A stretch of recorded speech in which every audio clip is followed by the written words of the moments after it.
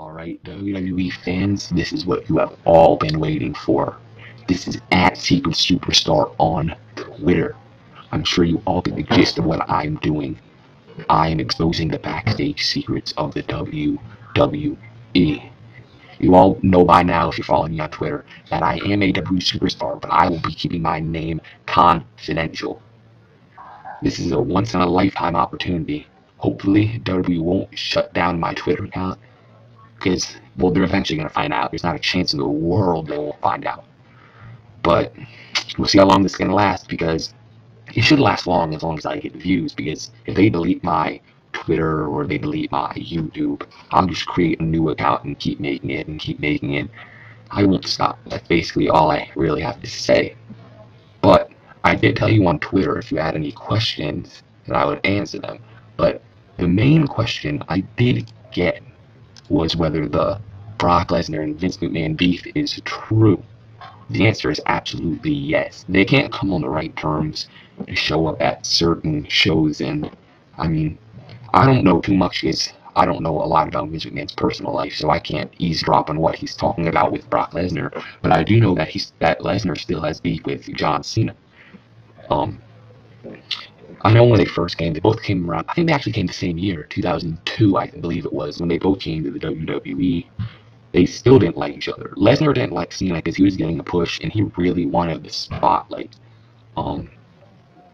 I know when Lesnar came back, Cena tried to put all personal past feelings aside, but Lesnar wasn't interested in doing that. So you can just tell backstage they don't tend to talk a lot, but you can tell they still have beef if you watch the matches in the ring when Cena got his mouth busted open from the punch to the mouth by Brock Lesnar. And let's see some other questions I got. This is from at X Strike to Burn X. His name's Rodney Hunter. He wanted to know what John Cena and CM Punk are truly like backstage. Both of them are a hell of a performers, and both of them have a lot of talent. They're willing to give anybody advice backstage. I seem to notice that Cena is more giving advice towards the divas rather than the superstars, but he does tend to give advice to the upcoming rookies. Let's see what else we have here. Oh, here's a good one. This is at Angel Rios, if I said that right, 13. The name's just Angel, and she wants to know why I'm doing this. Pretty simple. I'm doing this because I think it's time for people to understand what it's really like backstage. There's a lot of things you don't know, and can I just skip this out of the record? A lot of things the dirt sheets, wrestling news sites report are not true whatsoever. A lot of it is, but a lot of it's not, and there's a lot they don't know. And I just feel like the entire world needs to know exactly what is happening. Just my opinion. People thought I'm associated with Sydney Uddy, which I believe that's the account of former WWE superstar Psycho Sid, former World Heavyweight Champion. This has nothing to do with Sid. Sid was warning me that WWE better not find out. Well, if they find out, what are they going to do? Delete my account? There's no way they can find out this is me. So, there's your answer to that. And I think I'll answer one more question. Here is actually a pretty good one. Did Stephanie McMahon sleep around a lot with wrestlers before she married Paul?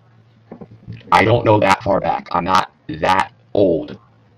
I wasn't here Attitude Era. I'm just going to give that away. I don't want to give out too much. I can just say I wasn't here at the Attitude Era, so I do not know anything, if anything's true about that, but I have heard the stories. Not sure if they're true. I'm not going to say stuff about Stephanie McMahon if I'm not completely sure about it, but I have heard stories. Whether they're true or not, I guess we'll never know.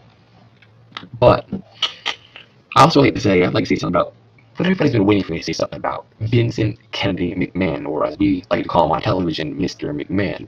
Well, Mr. McMahon is really high on new superstar, the new powerhouse. He believes he's like, people say he's like Goldberg. Vince doesn't think he's like Goldberg. I don't think he's like Goldberg. Those are absolutely false rumors. Vince gets very high on him because he has the body, he has the attire, his new attire. You don't usually see guys that big race like singlets, but he's making a big impact. Of course, they've been putting him against, as the dirt sheets like to call, jobbers, but he'll be getting a main event push very soon. And a lot of rookies aren't very happy. They're getting a little jealous of Ryback because they feel they've been busting their asses off every single week, and they feel that they deserve a push, just like Ryback does. A lot of people have been here a lot longer than Ryback has, and he still is getting a big push right away from his comeback. I'll have to admit, I was like that when I first came to WWE. I felt they weren't treating me right, but I've learned that you just need to bust your ass off and show Vince McMahon and the WWE creative team that you have what it takes to be the top. I am happy where I'm at right now, but I can say that I know where they're coming from. Um, so you keep sending me questions, and if you keep giving me viewers, I will keep doing this. If not, there's no sense in doing this whatsoever. So don't forget to follow me on Twitter at Secret Superstar, and I'll be answering your questions soon.